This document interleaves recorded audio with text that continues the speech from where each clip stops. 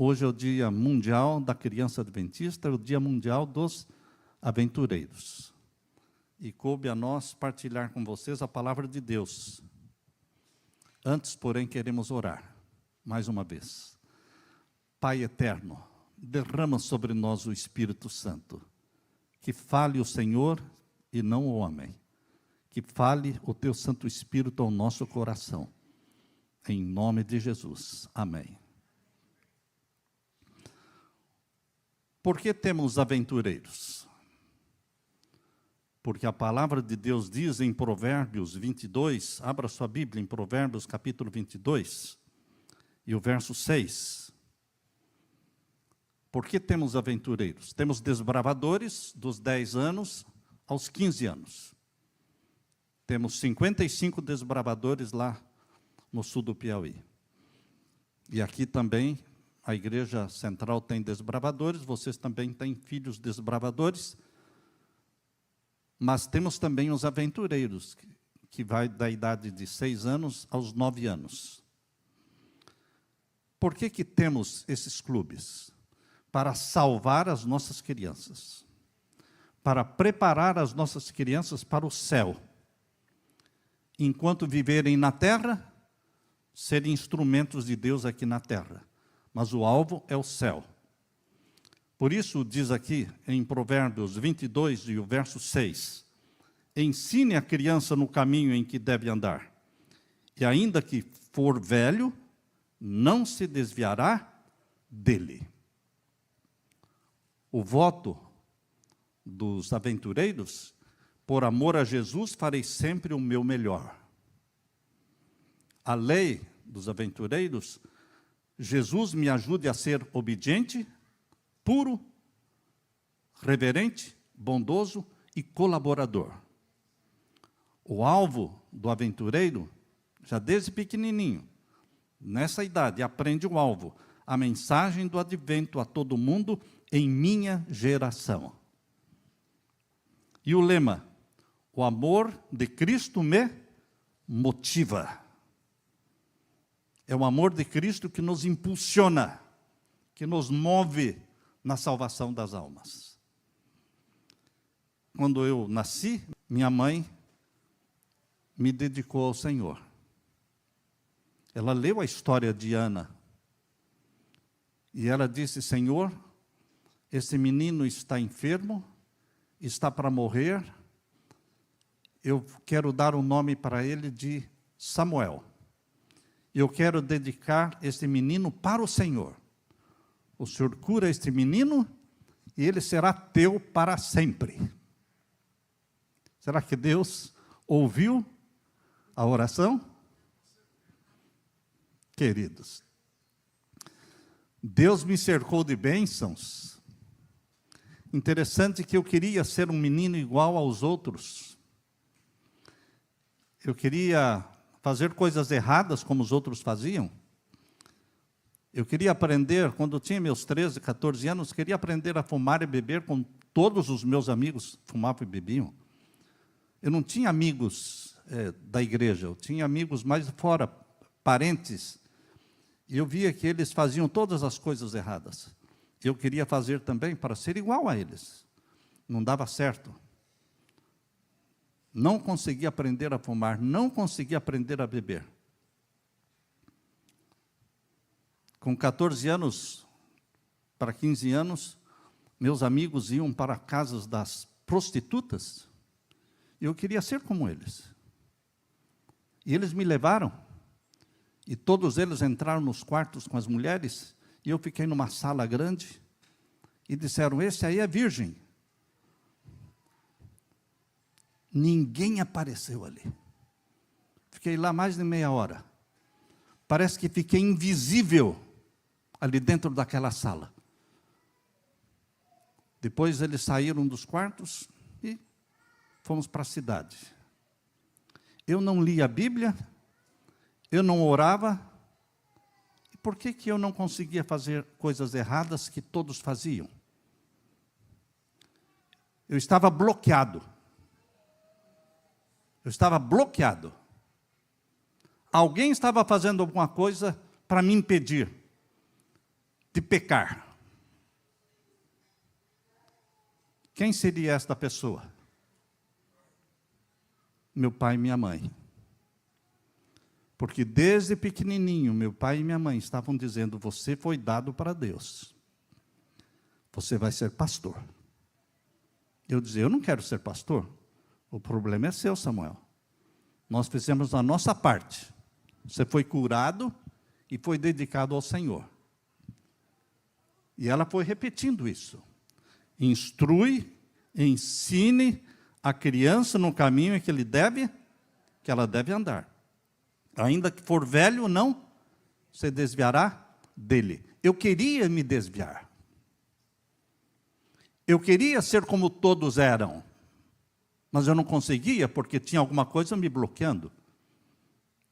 As orações suas, mamãe e papai, as suas orações bloqueiam o seu filho, a sua criança, do mal, da tentação, do pecado. Ah, mas meu filho não quer saber de Deus. O problema é se você não quer saber de Deus. Se o seu filho não quer saber de Deus, não é o problema. Porque não cabe a ele. Enquanto ele estiver sob a sua tutela, a decisão é sua e não dele. Ele não quer ler a Bíblia. Esse não é o problema. O problema é se você não estiver lendo a Bíblia. Aí ele não quer jejuar, não quer orar. Não é o problema. O problema é se você não estiver jejuando e orando. Meu querido irmão, Deus colocou você pai, você mãe, na vida da criança para ser Deus na vida dela. Você está no lugar de Deus na vida do seu filho. Por isso, mesmo eu não orando, não tinha Bíblia, não tinha lição da escola sabatina, não tinha nada, meus pais eram muito pobres. Mas eles oravam por mim. Eles não iam dormir enquanto eu não estivesse dentro de casa. Meu pai saía pelas ruas da cidade me procurando. Minha mãe não permitia que ele fosse dormir se eu não estivesse dentro de casa. E ele saía. Perguntava, onde é que tem um baile aí? Onde é que tem uma festa aí? Está em tal lugar. Ele ia lá. Eu estava com os meus amigos lá. Mas não bebia. Onde é que tem carnaval? Tal lugar. Ele ia lá, eu estava lá. Mas eu não pulava. Eu ficava olhando aquilo, todo mundo pulando, para mim era tudo tão estranho. Todo mundo alegre, todo mundo festejando, e eu estava ali por estar. Mas eu não fazia nada daquilo que eles faziam. Tem algo errado comigo. Queridos, orações dos pais, da mãe e do pai, criam o quê? Um escudo de proteção em torno do seu filho, da sua criança. Você está no lugar de Deus na vida dela. Se você está salvo, ela está salva. Se você estiver perdido, a sua criança está perdida. Qual a prova bíblica? A Arca de Noé. Os pais que não entraram, se perderam. E por que as crianças não entraram? Porque os pais não deixaram, se perderam também. A decisão dos pais vale para os filhos enquanto estão sob a tutela deles.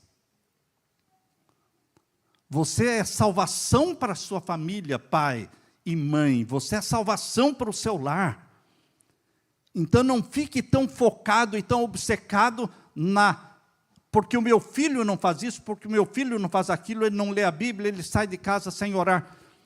Você que não pode sair de casa sem orar. Ele não jejua, você que não pode viver sem jejuar. Você, pai, você é o sacerdote do lar. Vocês já leram na Bíblia que enquanto os filhos de Jó saíam para as festas. Jó não ia para as festas, mas os filhos iam. E o que ele ficava fazendo em casa? Orando. e oferecendo sacrifícios, porque ele dizia lá em Jó capítulo 1, pode ser que os meus filhos tenham pecado. Então eu estou aqui. O foco é você. Deus criou um lar em que você representa Deus na família. A esposa representa o Espírito Santo na família.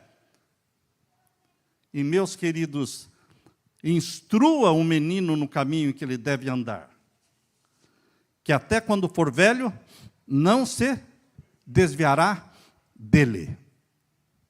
E minha mãe dizia, você vai ser pastor. Não quero. Eu vou levar você para a escola dos profetas. O internato adventista surgiu para ser escola dos profetas. Eu disse, eu não vou, você vai. A minha mãe não tinha psicologia nenhuma, porque ela não respeitava minhas vontades. Não tinha nenhuma psicologia. Mas ela tinha uma coisa, decisão, firmeza. Ela disse, você vai, não vou, vai. Não tinha dinheiro para o ônibus. Pegou carona com um caminhão. Foi ela e eu dentro do caminhão. Até Curitiba. Ela não tinha dinheiro para pagar o colégio. Então ela andou pela cidade de Curitiba, perguntando onde é que é a casa do deputado Igor Losso. Ela não tinha dinheiro para nada. O Igor Losso mora em tal lugar, lá para aquele lado lá. Vai nessa direção. E cada esquina que ela chegava, tinha uma pessoa ali, e ela perguntava, onde é a casa do doutor Losso? Sobe mais, vai subindo, ainda está longe. Lá mais na frente, uma outra pessoa, que ela me disse que eram pessoas que estavam nas esquinas, mostrando para a direção. Eu não acredito que eram pessoas. Para mim eram anjos. Anjos. Porque ela nunca tinha pisado em Curitiba, uma cidade grande. E ela se viu lá no centro de Curitiba, buscando a casa do doutor Losso. E de esquina em esquina, alguém indicava o caminho. Até que ela chegou, caminhando, na casa deles. Como é que a senhora chegou aqui? Eu vim caminhando. Mas como é que você achou? Toda esquina tinha uma pessoa que me apontava o endereço. E ela contou toda a história. Eu dediquei o meu filho, ela estava sozinha. Ela me deixou na casa da minha tia. Ela contou a história. Eu dediquei meu filho para ser pastor e eu trouxe para estudar no colégio, mas eu não tenho dinheiro. Ele escreveu uma cartinha, um bilhete, assinou e disse, leve esse bilhete, leve lá no internato, e é uma bolsa de estudo que eu vou dar. Na saída, o pai do doutor Igor Losso, creio que é Luiz Losso, disse, a senhora veio a pé e vai voltar a pé? Sim. Não, então vou levar a senhora de carro, até o ponto do ônibus. Levou a minha mãe até a Praça Zacarias, no centro de Curitiba, para pegar o ônibus. A senhora tem dinheiro para o ônibus? Não, não tenho. Tá, então está aqui o dinheiro do ônibus. E minha mãe, então, voltou de ônibus até a casa da minha tia. Conseguiu me colocar na escola dos profetas. Foi embora para casa. Deus colocou sentado na minha frente a Leila. E eu doido para fazer coisa errada, mas ela não fazia. As minhas mãos querendo tocar o que não precisava tocar, mas ela segurava. Começamos a namorar com 16, antes dos 17 anos. Ainda estava com 16 anos. E ela firme, uma pastorinha já desde aquela idade. Mas isso durou 4 meses, eu fui expulso. Fui expulso do colégio. Aí minha mãe veio até o colégio, lá do interior, e o diretor falou, pode levar o rapaz, ele está expulso. Porque eu xinguei um rapaz, um colega de classe, dentro da sala de aula, ele me expulsou. o diretor Yarley Linhares, pastor Yarley Linhares, pegou minha mãe, colocou no carro e foi levar até o centro de Curitiba, na casa da minha tia. Isso era um sábado à noite. Então ela disse para ele: eu dei esse menino para ser pastor. E eu fiz tudo para ele vir estudar aqui. Agora o senhor está mandando ele embora. O senhor vai ter que saber com Deus. O senhor vai ter que responder diante de Deus. Porque eu dei ele para ser pastor. Ele não falou nada. Deixou a minha mãe na casa da minha tia, voltou para o colégio, chegou lá, me chamou, disse: Samuel, vamos dar mais uma chance para você. Aleluia. Mais uma oportunidade. Porque Deus usa o pai e a mãe, e a firmeza não é psicologia, meu irmão. É firmeza, é determinação. Não é você perguntar para o seu filhinho: você quer comer isso, filhinho? Você quer comer aquilo? Você vai comer o que precisa ser comido. Não é você perguntar para o seu filhinho que horas que ele quer dormir, ou que horas ele quer acordar. Você escolhe, você decide quando dormir e quando acordar. Você decide quem será o amiguinho do seu filho. Você decide a escola do seu filho. Pobres como eram os meus pais, eles me colocaram na escola adventista. Estudei 3 anos numa escola pública.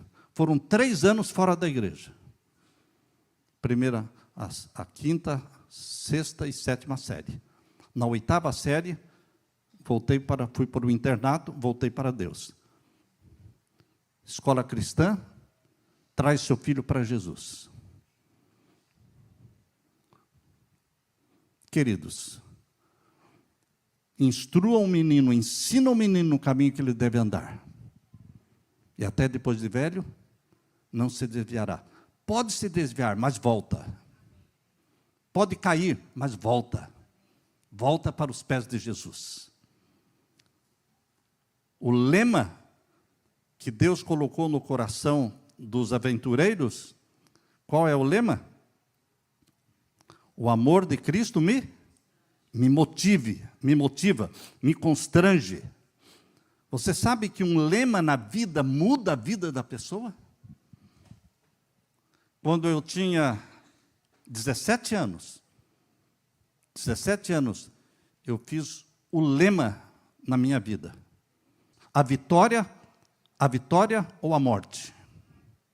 Olha só, para um garoto de 17 anos, escolher esse lema: a vitória ou a morte. Queridos, o que Deus vai dar? Se você diz a vitória ou a morte, o que Deus vai dar? A vitória? O lema da sua vida muda a sua história. Oswaldo Cruz, higienista brasileiro que conseguiu libertar o Rio de Janeiro da febre amarela, ele tinha um lema: não esmorecer para não desmerecer. Rui Barbosa, esse homem inesquecível, que viveu e lutou por seu lema: o direito e a liberdade. O lema de Louis Pasteur, cientista químico: é o homem que honra a posição e não a posição que honra o homem. Madame Curie, física e química, com 2 prêmios Nobel. Qual era o lema dela? Trabalhar com desinteresse sem outro motivo senão o de beneficiar a humanidade. E na galeria bíblica você vai encontrar heróis como José, que tinha um lema na vida. Qual era o lema de José? Está em Gênesis, capítulo 39, verso 9. Qual era o lema de José? Como, pois, cometeria eu tamanha maldade e pecaria contra o meu Deus? como eu poderia pecar contra o meu Deus? É o lema de José. Pecar, nem pensar. Era assim que o José pensava. E qual era o lema de Josué? 24:15. Josué 24:15. Qual o lema dele? Eu e a minha casa serviremos ao Senhor. Será que Josué chegou para os filhos? Meu filho, minha filha, eu estou tomando uma decisão aqui de servir ao Senhor. O que vocês acham? Ou vai. Você não come da minha comida, do meu arroz, do meu feijão? Não sou eu que pago tudo aqui em casa? Então, eu e a minha casa serviremos ao Senhor. Aí a psicologia. Queridos, nós queremos salvar os nossos filhos a qualquer custo. A qualquer custo. Eu e a minha casa serviremos ao Senhor. É dia de culto, hoje é sábado. Não vou na igreja. Tá, tudo bem, filho. Se você quiser, você vai. Você acha que é assim? Como é que era lá em casa, Anderson? Se você quiser ir para a igreja, vai. Se não quiser, não vai. Como é que era? Vamos. Estamos indo. Quantas vezes ele calçou o sapato ou o tênis dentro do carro? Não estou pronto. Vai assim mesmo. Quer ir sem sapato? Vai. Mas vamos. Quantas vezes ele calçou dentro do carro o tênis? Porque não é deixar à vontade dos filhos. O que você vai assistir na televisão? Esse é um programa dos jovens. Um dia ele estava reunido com a Evelyn e o Anderson, reunido com os filhos, com os amigos dentro de casa. Isso ele já tinha maioridade já. Num sábado à noite, assistindo um filme que, quando eu cheguei em casa, passei assim pela sala, olhei assim e falei, que filme é esse? Chamei, que filme é esse, filho? Isso é uma sátira do exorcismo. Ou seja, não é o exorcismo, é um filme que fizeram como uma sátira, uma brincadeira. Falei, corta, desliga. Não, desliga. O que é de Satanás nós não vemos nem de brincadeira. Nem por brincadeira a gente assiste. Mas onde é que está a psicologia? Queridos, eu respeito os psicólogos, lógico, e aconselho as pessoas a terem psicólogos cristãos. Não é nada contra. Eu estou falando quando você quer usar a psicologia para soltar tudo na mão dos seus filhos. O telefone. Mas a criança tem que ter um telefone. Quem disse que ela tem que ter um telefone? Você acha que estes da família real, os filhos têm telefone? Da família real, os filhos têm telefone, têm iPad? Eu me lembro quando o Steve Jobs era vivo, que eu era o dono da Apple, ele fazia questão de falar que os filhos deles não tinham iPhone, não tinham iPad, não tinham iPod, não tinha nada de i. Mas o meu filho vai ficar o quê? Traumatizado. Ele vai ficar puro. Você educa os seus filhos, não o iPhone. Então, meu querido irmão, eu e a minha casa serviremos ao Senhor. Qual era o lema de Esther? Esther 4,16. Irei, e perecendo, pereço. Lemas mudam a vida de uma pessoa, meu irmão. E qual era o lema de Ruth? Ruth 1,16. Aonde quer que tu fores, irei eu. E onde quer que pousares, ali pousarei eu. E o teu povo é o meu povo, e o teu Deus é o meu Deus. Por isso ela faz parte da galeria bíblica, Ruth. E qual era o lema do profeta Samuel? Fala, Senhor, que o teu servo ouve. E qual era o lema de Paulo? Filipenses 1:21. Para mim o viver é Cristo e o morrer é lucro. E qual era o lema de Ellen White? Eu sei em quem eu creio. Enquanto criticavam e falavam, eu sei em quem eu creio. Qual o lema da Leila? Seguir em frente, sempre fazendo a vontade de Deus, sem nunca desistir, mantendo a chama acesa até Jesus voltar. E o lema bíblico, o verso da Bíblia que eu escolhi para ser o meu lema, está em Atos capítulo 20. Atos capítulo 20 e o verso 24. Esse é o lema que eu carrego comigo desde o meu primeiro ano de ministério. Começamos o nosso ministério em 1975, janeiro de 1975. E desde então tenho esse lema, Atos capítulo 20 e o verso 24.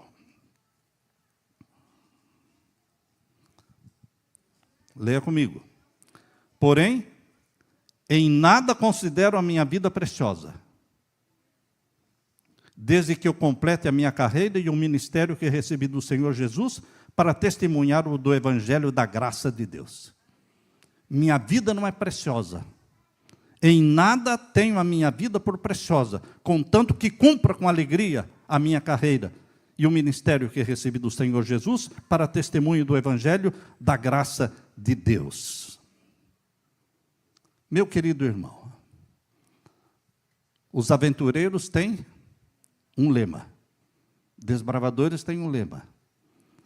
E qual é o seu lema? Que tal sugerir aqui? O que faria Jesus em meu lugar? Sempre, sempre. Acorde e durma pensando o que faria Jesus em meu lugar. Antes morrer do que pecar. Que tal esse lema? Antes morrer do que pecar. Que tal esse lema? O céu a qualquer preço. Qual era o lema de Jesus? Minha comida e minha bebida é fazer a vontade daquele que me enviou. Não vim fazer outra coisa neste mundo, a não ser a vontade do meu Pai. Minha comida, minha bebida é fazer a vontade daquele que me enviou. Esse foi o lema da vida de Jesus. Então, meu querido pai, minha querida mãe, as crianças, os aventureiros, os desbravadores, hoje é o Dia Mundial da Criança Adventista, eles precisam de mãos firmes, seguras, determinadas, para levá-las para o céu. Quando você olha para a sua filhinha, para o seu filhinho, lembre, este é só o começo da jornada. É só o começo de uma longa jornada, que não termina enquanto Jesus não voltar. E nessa luta, nessa jornada, você vai enfrentar batalhas. Eu enfrentei batalhas que eu não venci, diz a letra do hino. Mas o troféu não é de quem nunca fracassou. Eu tive muitas quedas, mas não fiquei no chão. E ao olhar para trás, tudo que passou, eu venho agradecer quem comigo estava. Ergo minhas mãos para reconhecer. E hoje eu sou quem eu sou, pois a sua mão me acompanhava. Mas eu sei, não é o fim, é só o começo da jornada. Amém? Amém.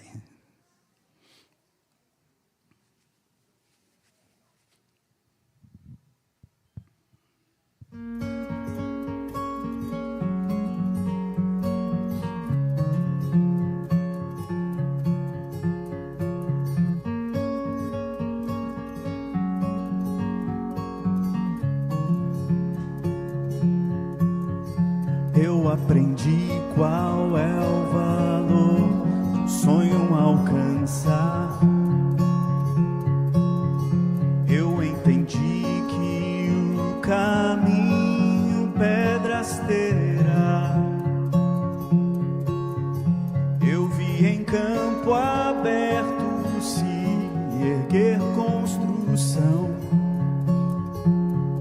E foi com muitas pedras, e foi com muitas mãos. Eu vi o meu limite, vi diante de mim. Eu enfrentei batalhas que eu não venci, mas o troféu não é de quem não fracassou. Eu tive muitas quedas, mas não fiquei no chão. E ao olhar para trás tudo que passou, venho agradecer quem comigo estava. Ergo minhas mãos para reconhecer que hoje eu sou quem eu sou, pois sua mão me acompanhava. Mas eu sei, não é o fim, é só o começo da jornada. Eu abro meu coração pra minha nova história.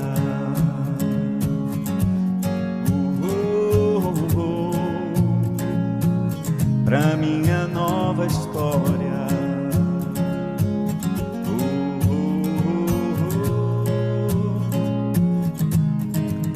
Vejo vitória se hoje eu olho pra trás, e à minha frente eu sei que existem muito mais. Eu sei que minha jornada aqui só começou, e ao longo dessa estrada sozinho não estou. E ao olhar para trás tudo que passou, venho agradecer quem comigo estava. Ergo minhas mãos para reconhecer que hoje eu sou quem eu sou, pois sua mão me acompanhava. Mas eu sei, não é o fim, é só o começo da jornada. Eu abro meu coração pra minha nova história.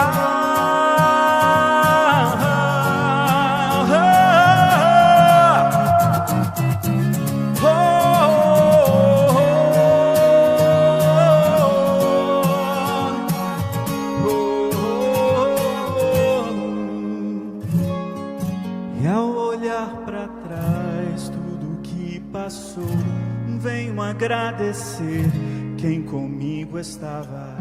Ergo minhas mãos pra reconhecer que hoje eu sou quem eu sou, pois sua mão me acompanhava. Mas eu sei que não é o fim, é só o começo da jornada. Eu abro meu coração pra minha nova história.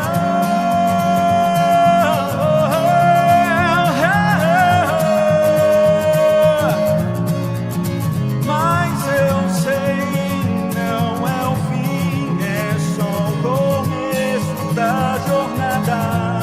Eu abro meu coração, eu abro meu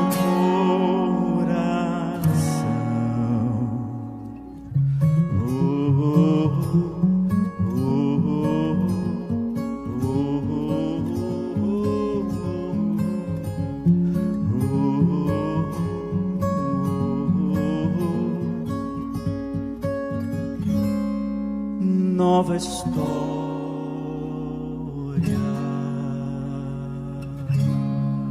Amém, amém, amém.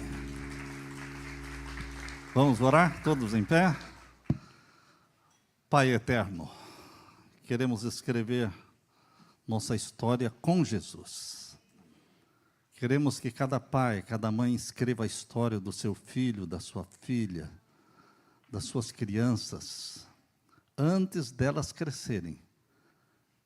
Pais e mães já estão escrevendo a história dos filhos, em nome de Jesus, determinando a salvação delas, abençoando-as, porque o nosso lar pertence ao Senhor Jesus. Bendito seja Deus pelas crianças que o Senhor colocou na vida de cada pai, cada mãe. Que o Senhor nos use como sendo Deus na vida delas. Guarda-nos, protege-nos, despede-nos com a tua bênção, em nome de Jesus que pedimos, e todos dizemos, amém, Senhor. Fique com a paz de Jesus.